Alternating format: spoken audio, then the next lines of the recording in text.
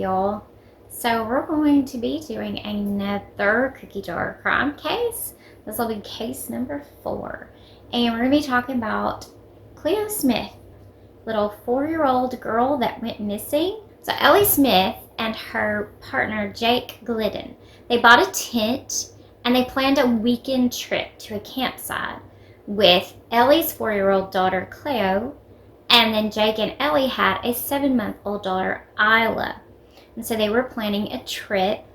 They had taken Cleo on other camping trips, but this was going to be baby Isla's first camping trip. They went to the blowholes at Point, I do not know how to say this, it is Quobba, Point Quobba, where Jake and Ellie both had visited many times during their childhood.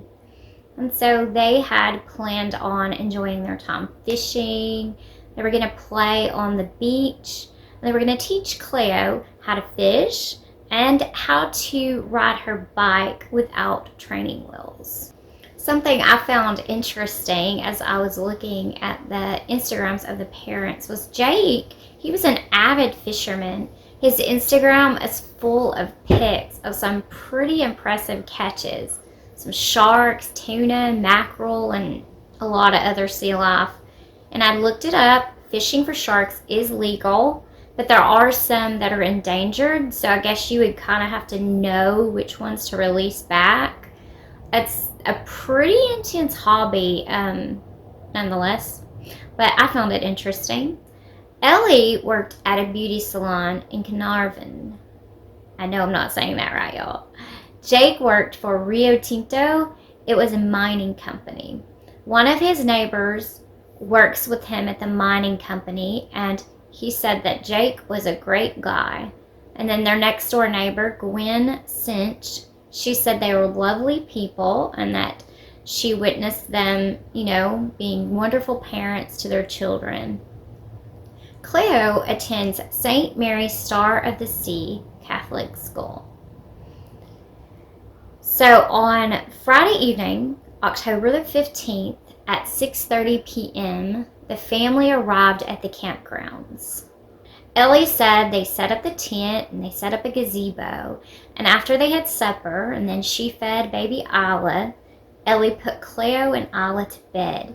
It was around 8 p.m. Cleo awoke at 1:30 a.m. and she was thirsty. She wanted a drink of water. And then she went back to bed, and Ellie checked on Isla before returning to her and Jake's section of the tent. The tent had 2 entrances/exits, so 2 openings to the outside, and then in the middle there was a divider between the 2 sections. And so Ellie and Isla are on one section and Jake and Ellie were on the other section. Ellie was awakened at 6 a.m. by hungry baby Isla, which is very typical for a 7-month-old baby. But when Ellie unzipped the girl's side of the tent, she immediately noticed that Cleo and her sleeping bag were missing. The tent flap leading to the outside was open, but the zipper was at too high of a position for Cleo to have unzipped it. Ellie and Jake looked all around the tent. They realized they were going to need police help to locate Cleo. Around 6:23, Ellie called 000, which is the emergency number in Australia, while continuing to search for her daughter. The police arrived at 7:10 a.m., and then they secured the site by 7:26 a.m. Around 11 a.m., homicide detectives had been sent to the area, and police were already searching cars in and out of the campsite. They thoroughly searched the campgrounds by land, sea, and air. Later, mounted police from Perth searched the harder to reach dunes. The Army assisted with a drone that uses a thermal camera to search day and night. And then there were some shacks around, but the police were not able to search those right away because they were bolted shut with padlocks. But on October the 18th, police began to search the shacks around the campsite. After painstakingly searching the campsite, the police stated they were treating this case as an abduction. Cleo, if she had wandered off, they feel she would have been found by that point. So they really felt like someone had taken her from the tent. They continued to search the scene, but they began mainly looking for clues and evidence. The police took DNA swabs from everyone they could who was at the campsite on Friday night and Saturday morning. They got people's names and addresses, and they checked vehicles. They received info from a number of campers about certain noises and activities. There was a roadblock set up, but the police said that it could have been possible for people to have left the campsite before that block was set up. On Monday, November the 1st, Western Australia police searched through more than 50 cubic meters of rubbish from roadside bins as far north as familiy to as far south as Geraldton. The rubbish was packed into 2 trucks and they transported it to Perth, where 4 forensic officers and 20 recruits spent 2 days sorting through hundreds of bags in an effort to find any items that might assist in the investigation. One item that they were looking for was Cleo's red and gray sleeping bag. The police have checked Cleo's home numerous times looking for signs of a stalker. They found nothing that would suggest that Cleo was specifically being watched by someone. So they determined that someone must have taken her, and it would have had to have been between the hours of 1:30 a.m. and 6 a.m. on Saturday, October the 16th. There are 10 to 20 registered sex offenders who've been in the Carnarvon area. The police have spoken with each one of them, and they stated there is nothing suspicious about Jake and Ellie. They felt very confident about that. And the account of what happened that evening that Jake and Ellie told checked out. Cleo was confirmed to have been at the campgrounds because of some motion-activated CCTV that caught her voice that Friday evening. The police spoke with Cleo's biological father, Daniel Staines, as well. He lived on Perth, over 600 miles south of where Cleo was last seen. He was never in Cleo's life, and he's not a suspect. Ellie Smith said that Cleo wouldn't even leave her side when they were shopping. Cleo would have gotten her mom if she needed to use the bathroom because she would have needed Ellie's assistance with her pajamas because they were zip up.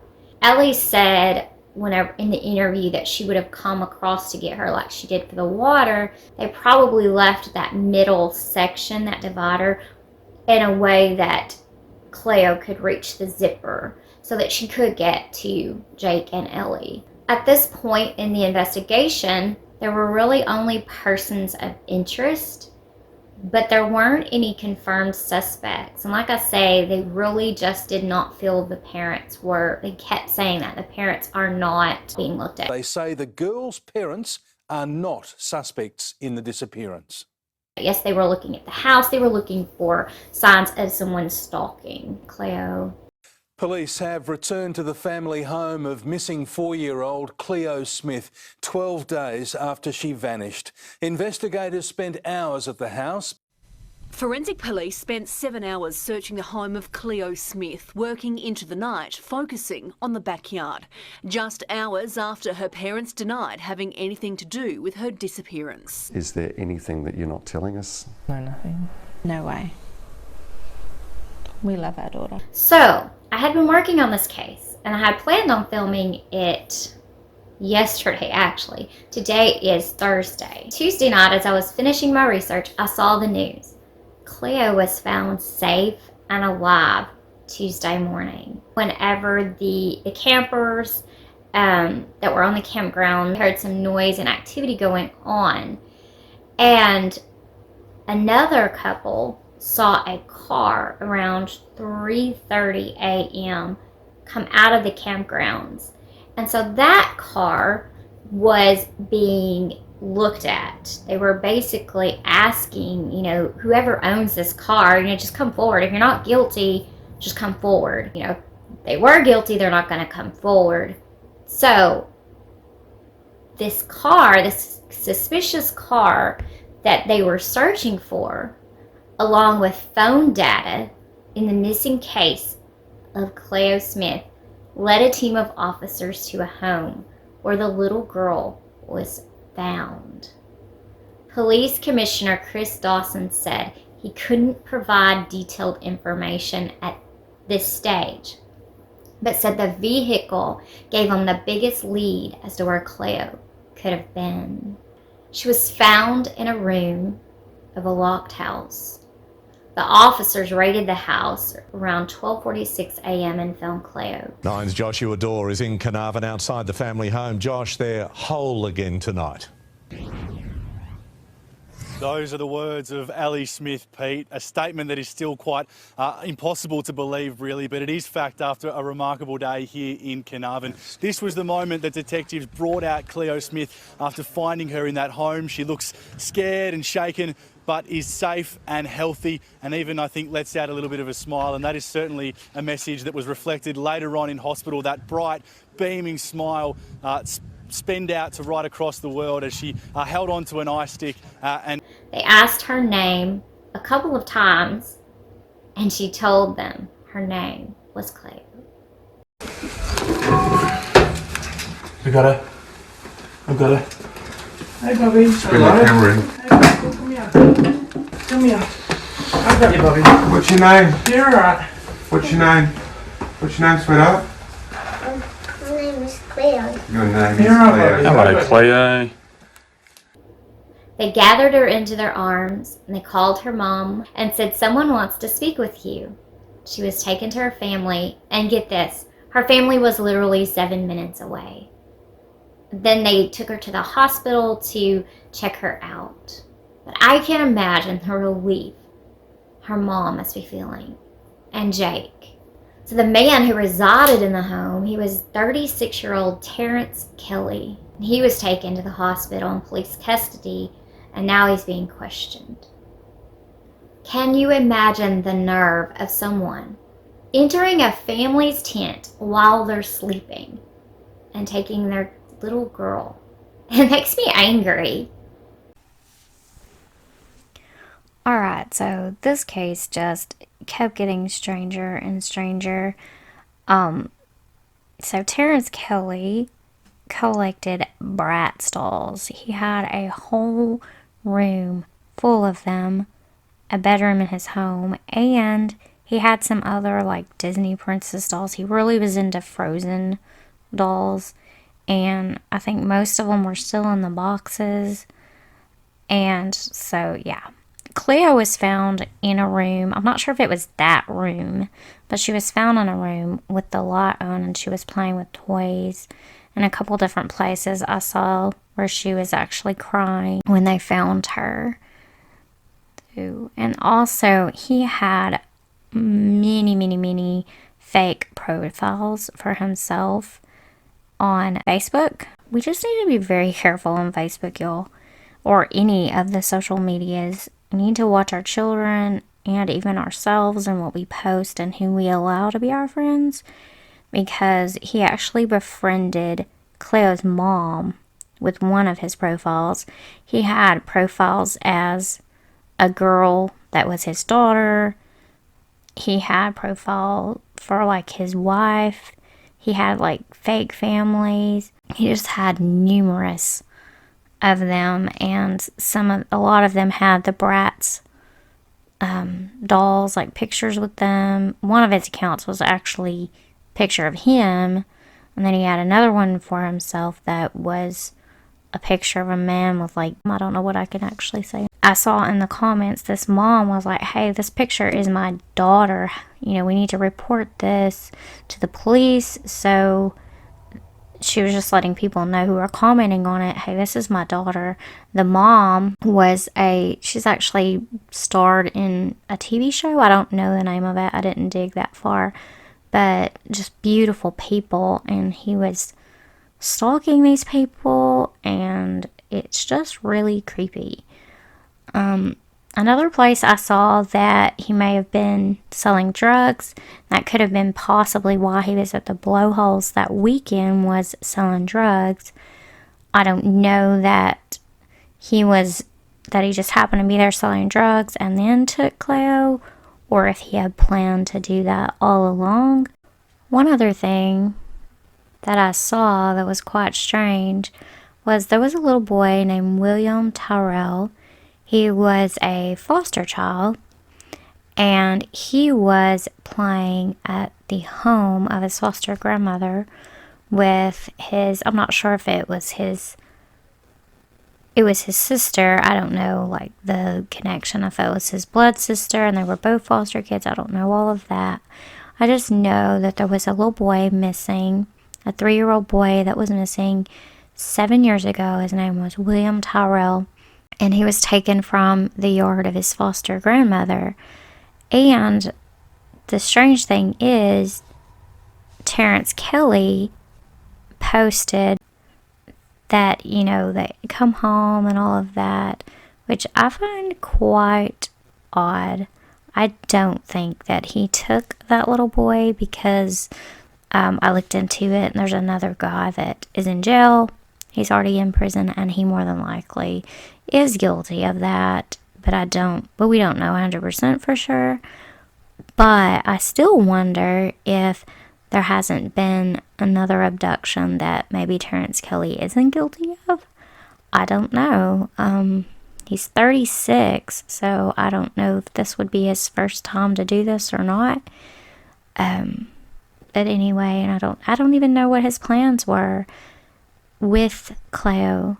God did keep him from harming her to the point of killing her. I just found that interesting that he had commented on that particular missing case. When I started working on this case, I had a really sick feeling because I was worried that it wouldn't end well, or that it would be like John Bonet or Madeline McCann, and we would never have an answer.